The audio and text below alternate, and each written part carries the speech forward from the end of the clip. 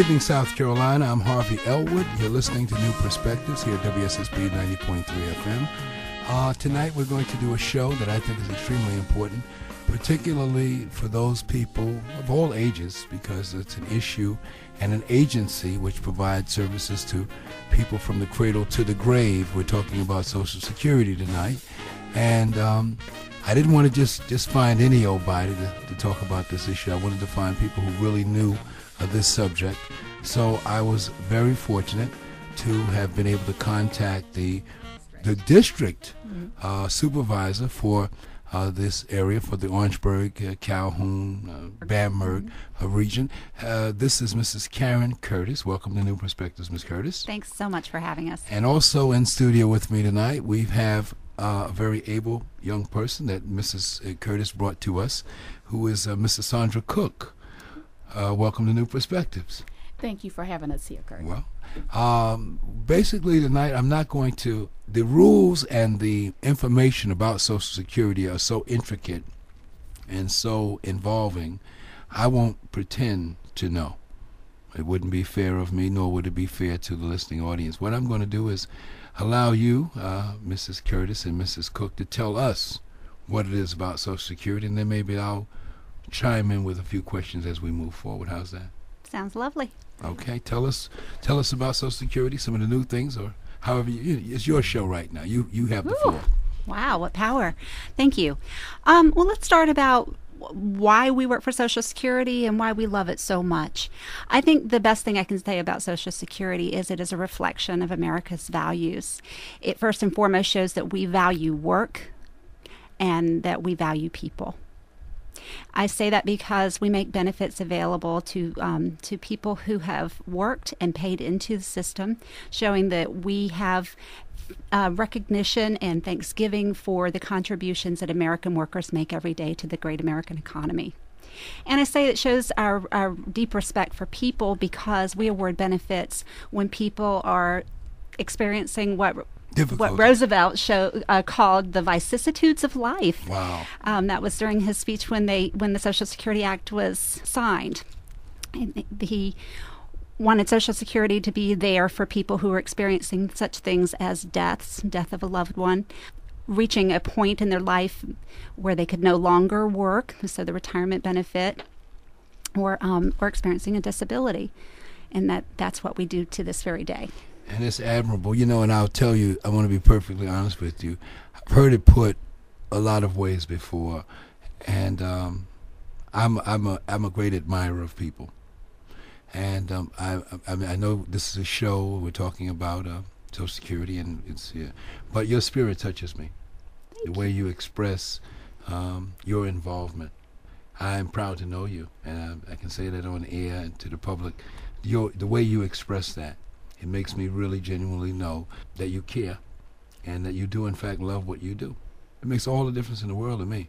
I think that a public servant or people who are in public service should reflect that attitude. We don't always get that. I'm going to be perfectly honest with you, and you work in the public arena, and I'm sure that there's sometimes you will have a staff person that you may not retain for that very same reason. As a matter of fact, you look like one of the Kennedys, as a matter of fact. Oh, good Lord. You look like them a little bit. Has anyone ever told you that? No, sir. Well, they believe. But there's a first for everything. Well, they believed in the Great Society. Yes. Mrs. Cook, tell us about your functionality at the Social Security Administration here. Yes, my function at Social Security, I'm the operations supervisor, and what I do basically every day is put out fires. We are there to serve the public, and serving the public is what we do. I know it's a lot of, I can understand dealing with the public is just that, having to deal with the public. I know that your people on your level, the one that you supervise, are required to be involved in a certain amount of sensitivity training as a result of the attitudes that people can oftentimes encounter, particularly when you're talking about money or benefits. It can make it kind of difficult, I'm sure. How do you handle that when you get a disgruntled individual? You just try to calm them down and talk to them? Because I guess what it is what I'm saying is it can be difficult, right? It can be kind of difficult dealing with the public sometimes in these matters. Sure. I think that listening is always the first step. Listening and checking for comprehension to make sure that we understand the issue that's causing the person to be upset, and only responding when we're clear on what the problem really is. We don't want to sugarcoat anything. We don't want to give people false hope. So we're very honest and clear about what our rules are, what the law says, so what we're able to offer a person. Sure. But we do try to diffuse what could be volatile situations, exactly, with just good communications training on using words that don't inflame. Well, I can say this, that if you are any reflection of your staff, that's exactly what we get. We get a good, solid level of communication. You've demonstrated that just here at my show, and I'm gratified to know that you're leading this organization here in this region. Tell us some of what else that happens in your. I know you guys have to do a lot of training, and that your staff are required to train. Is it 4 months? The volumes and volumes of information that they have to study to read. I'm so sympathetic to people at your agency. I assure you, Chris, who works at your front desk. I can't name everyone who's there, but I know them, and Mrs. Fleming, who is just fantastic. She had a child. She lives in Columbia and all that. So I know your agency. I know how difficult it is. And I'm not, ladies and gentlemen, believe me, I know you. Some of you may have some problems with Social Security, but I want you to know the Social Security office here are doing their best to work with everybody. And I really wanted to say that on air. I wanted that to get out there. Tell us some of the changes and some of the things that are occurring in Social Security, Mrs. Curtis, if you will.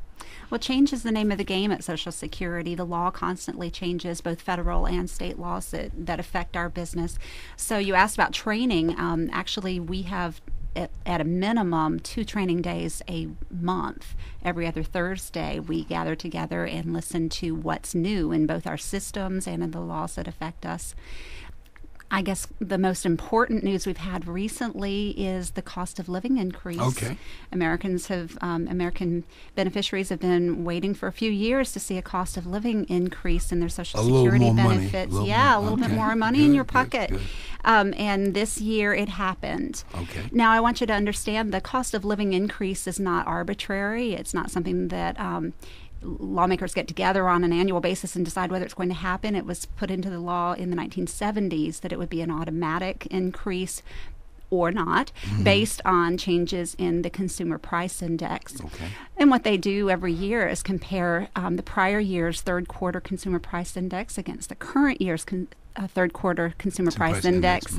And the rate of increase over the 2 years determines the cost of living increase for the recipients. I think I was reading in the newspaper the increase might be about $30 or $35 a month somewhere. I know I know it's really difficult, and it depends on. You can't put an actual dollar figure on it. Okay. It's a 3.6% increase this year. So a person who was receiving $1,000 in 2011 will see what would that be, 1,036 in 2012. Right. So it really depends on what you're receiving in 11. The year before. Exactly. Right. Gotcha. We apply the increase to that figure. What else did I want to? You were going to say something, Ms. Cook? Oh, I just also wanted to add that the Medicare premium for the initial startup went down to $99 and 90 cents, Okay. opposed to the $115 that it cost on last year. Okay. Let's go into some of the basics for those parties out there that don't know some of the basics, and we may be going a little beyond where they are, but Social Security benefits are people who are eligible for Social Security are at age 62. Is that right? It depends on the class of benefits that you're right. talking about. For retirement, it sounds like. That's retirement benefits. That's Title 16? Title II. II. Title II. Title II of the Social Security Act. Title II of the Social Security Act is retirement. And that's someone who is 62 years of age, who has paid money into the system through work, and once they become 62, they're eligible to request a benefit, and also they can also opt not to and wait until age 65, where they'll have a higher rate of benefit. Am I right so far? You got the basics down. In fact, they Okay. can wait a little beyond 65. Okay. The benefits will continue to grow, increase up until age 70. If a Okay. person delays up until 70, they're going to see a larger benefit for every month that they wait will cause the benefit to increase. Exponentially. It will go up and up, Okay. yes. And we're seeing more and more people do that, actually. Okay. Well, people are living longer. You wanted That's to, true. You wanted to add something. Yes, what I also wanted to add to that is one of the misconceptions to the public is the survivor benefits, Yes. because if there is a deceased spouse, they can actually file at age 60 opposed to waiting to the age of 62. That's good to know. That's right. That's good to know. That's good. You know, and I'll tell you, ladies and gentlemen, it is complicated to a layman, because as you say, the volume of training that you all are required. Just imagine someone just walking, and you don't have to imagine, you see it every day, someone walking in off the street not knowing much of anything about this stuff, and it's not easy. I mean, you can have a master's degree, and believe me, not understand Social Security. That's why I'm so happy that you were there, that the two of you are there, and that you've granted us the opportunity to come on New Perspectives and talk about it. Hopefully some people out there listening will learn a little more, gain a little more insight. Okay, now we talked about Title II. Now let's talk about some of the other areas. Give us some of the basic fundamentals. Let's talk about Medicaid or Medicare. Is a person 62 years old also again? No, Medicare eligibility for Medicare is attained in up to 3 ways. One, a person becomes eligible for Medicare if they've worked and paid into the system and turned age 65. Okay. Another is a person who has worked and paid into the system, become disabled and entitled to disability insurance benefits. They become eligible for Medicare after 2 years of disability eligibility. So prior to that, I'm sorry to interrupt. Prior to that, they're found to be disabled. They're not eligible for Medicare until 2 years. But during that 2-year period, they're entitled to state Medicaid. It's possible. That's actually a matter of state jurisdiction, so they would need to inquire there to see if they qualify for state assistance while they're waiting the Medicare. In your experience, in most instances, if someone has been deemed disabled by the Social Security Administration, in most cases, they probably would receive Medicaid. I think most at least inquire or apply for the Medicaid, but Medicaid is need-based, so it's going to depend upon the person's income, and not only that individuals, but their spouses, perhaps. So a lot of factors go into that state and decision. If they own property and it's about income and assets, life and insurance household. policy. Sure. There are some people who there's no need, and and of course, the medical portion of it, or the medical benefit, probably is the biggest portion, or the biggest concern. It's not like rent. It's not like food, for example. It is particularly as people are living under chronic illness. The cost of medical care is extremely expensive.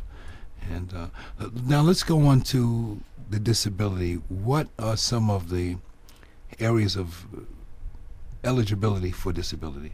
I know heart condition is one. I know people. Can we go into that, or is that? Well, we can touch on it. Okay. For Social Security, the definition of a disability is an impairment, which may be mental or physical, that prevents the individual from performing substantial gainful activity, which is, in other words, substantial work, and will expect to be prevented from doing so for at least 12 months, or if the condition is expected to result in death. So that's a pretty tough standard. The threshold is... There is no short-term program for us. There is no 20% or 40%. Right, like in it's the military, totally disabled or not. Right. Was there ever... No. Okay. No, the VA uses that percentage. Got you. Rule. We do not. It's always been fully disabled. Understood. So, but to meet that criteria, to meet that rule, any number of impairments might apply. It could be sight. It could be, sure, vision impairment is one of them, certainly, hearing impairment, heart problems, diseases such as diabetes and the effects of that, the effects of a stroke, mental impairments of all types. The question is this condition preventing the person from performing substantial gainful activity? That's always the question. Now, I know that the Office of Vocational Rehabilitation Services here in South Carolina, they do an evaluation of the person. Does that exist everywhere, to your knowledge? Does a state agency?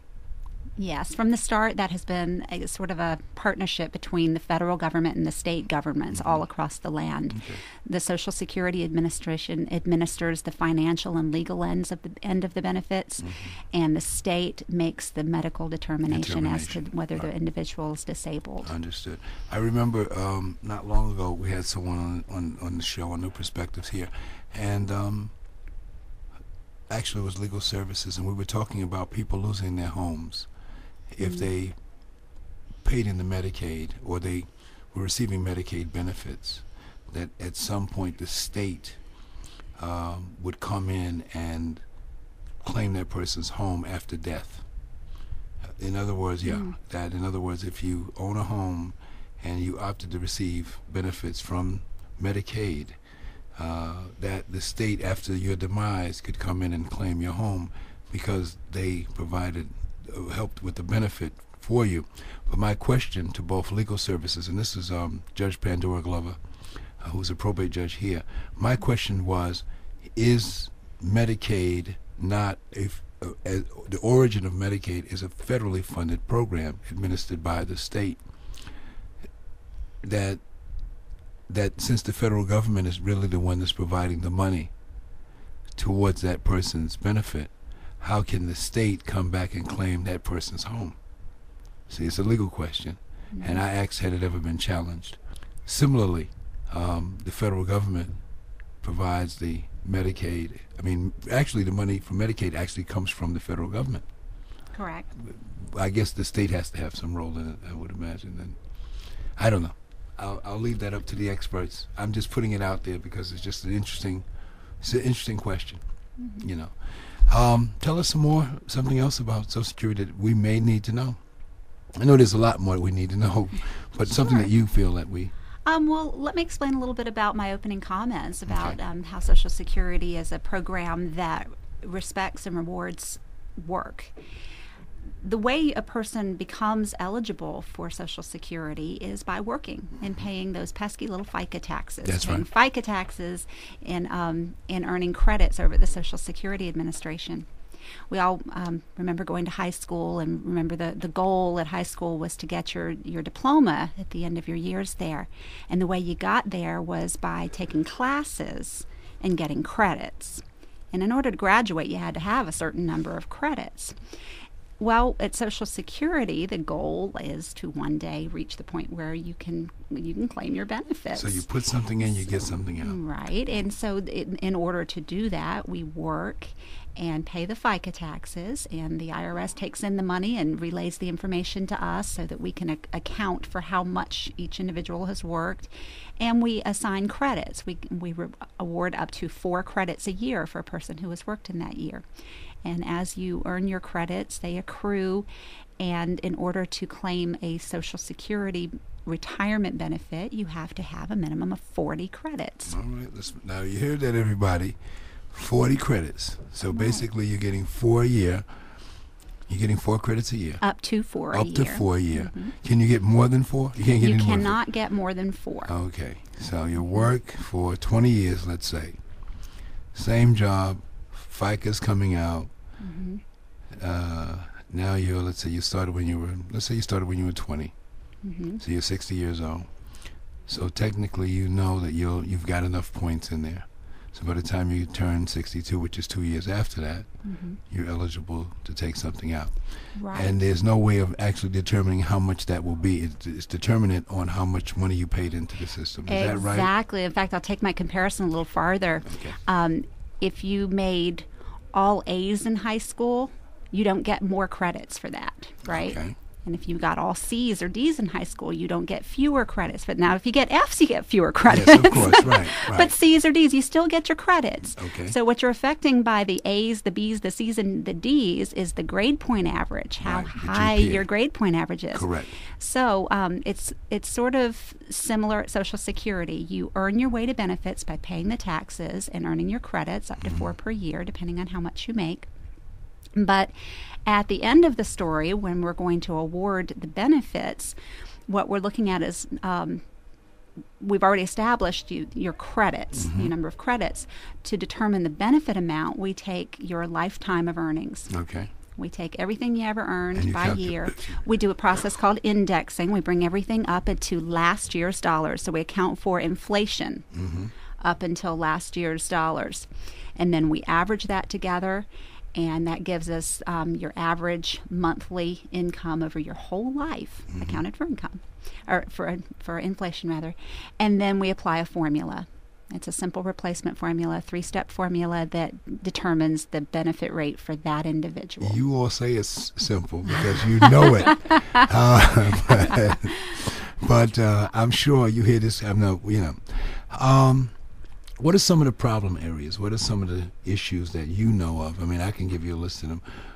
What are some of the problems areas that you consider that, I guess, stem from the fact of a lack of information, or people just don't know? Anything? Well, Ms. Curtis, if you don't mind, let me add something to what you just said. Okay. It's the fact that when we're looking at quarters, there is a certain dollar amount Okay. that you would need to qualify for in order for it to be accepted as a quarter. Gotcha. And a credit, excuse me, and that amount is $1,130. So I'm going to write this down, $1,130. You have to earn that a year To get one credit. to get one credit. credit. Right. So if you earn 4 times that, you get 4 credits. Okay. And most of us need more than 4 times 1,030 to live Yes. for an entire year. But the Right. most credits you'll get Oh, for your I earnings see. that So year. in other will words, be you 4. may get the credits for a year, but you really don't have the earnings. You don't. Your earnings. You're going to get. Is there what I'm asking? Let me be clear. A person can earn 4 credits for a year, but the amount of money that they've made may not be sufficient or adequate for them to receive a good benefit when they do retire. Is what I'm asking. Well, they're related but separate issues. I see. Okay.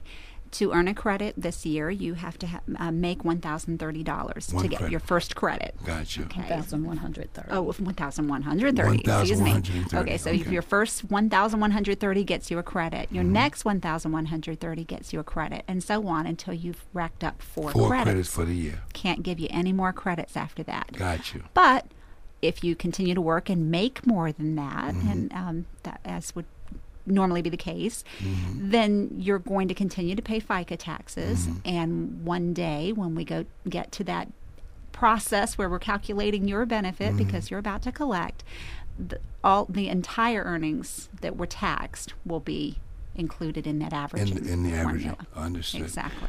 You see, and I guess I'm the right person to ask some of these questions because I don't know the answers, and usually that's the best person to ask the question is somebody who doesn't know.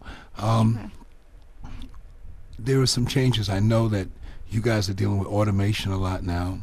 A lot of stuff is paper. Oh, before we go into that. The level of education on behalf of people. In other words, people are just not, the majority, well, I'll be honest, I'm from a very small town here. I'm from the town of North, and I came back here from out of state. I lived here. And I've had a lot of family members or friends of my family who did not receive a good education for whatever reason. And a good number of the people that you have to see or deal with, and a lot of the problems that are encountered, I would imagine, are from that population of people who just cannot understand Social Security. Because as I said, a person with 17 years of education, or 18 years of education can't always understand Social Security. It's very difficult for someone, who, for lack of a better word, can't read or write to really understand it. And how do you all manage that? How do you deal with that? It's kind of difficult, I would imagine. Well, certainly, demographic factors of the area can affect service delivery. That's for certain. What we do at Social Security is we offer every service channel that we can, so that the individual can choose what's appropriate for them. For instance, right now, I have claims representatives who are taking telephone appointments from people who cannot get out into the community and reach our office, but they can reach us by phone. We can do a telephone appointment, and that way the individual gets that one-on-one attention without having to overcome some transportation obstacle or just convenience obstacle. We do face-to-face interviewing in the office. In that case, we're available right there in front of the individual to help with any paperwork, to point to exactly where they need to sign, that kind of thing. Yeah. Well, we don't have much time, but I had to do a show on Social Security. This is the end of the year, 2011. We prepared an extensive set of shows for 2012.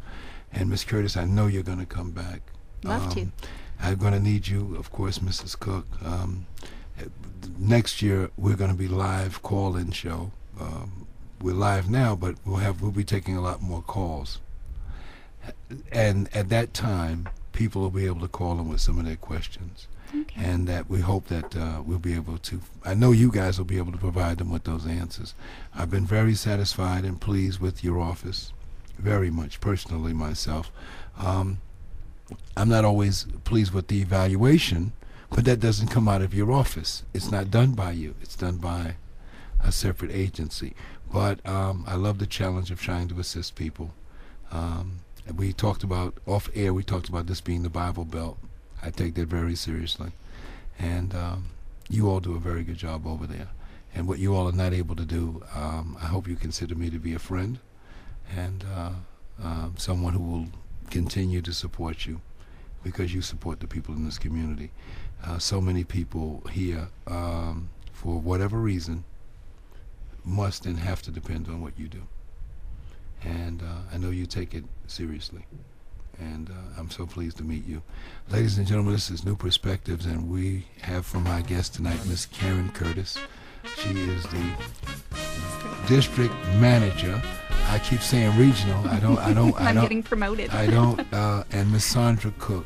And Miss Cook, you told me you're originally from Columbia. Grew up in a small town, Eastover, right down the road from Orangeburg. I know Eastover. We know Eastover, and of course, you've been all over the country. You've Navy brat, child. I don't like to use the word brat, but you. Everyone does.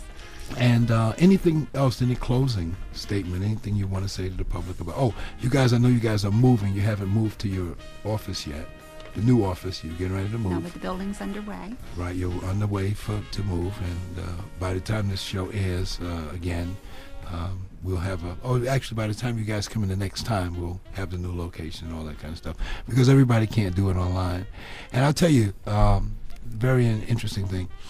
A young man I was on the phone with from AT&T about my telephone service, internet service or something, and he said to me, why don't you just go online, do it online, do everything online? And I said, well, let me tell you something. If I do everything online, you wouldn't have a job, because who'd you have to talk to if everybody did everything online? Some things have to be done face-to-face. And that's what this show is about, you guys coming and doing it face-to-face, and we thank you very much. I'm Harvey Elwood. Mrs. Sandra Cook, Social Security Administration, thank you for coming. Thank you for having me. Karen Curtis, thank you. My pleasure. Thank you both for coming. This has been New Perspectives. This has been a show about Social Security, and both of them have pledged to come back in the year 2012, and let's talk about it again. As you know, this is coming to the end of the year. It's time to get your benefits together. Those of you who are now getting ready to turn 62 or 65, right now their office is located on Middleton Street, across the street from the courthouse, and pay them a visit and be cordial, because they care. Have a good night.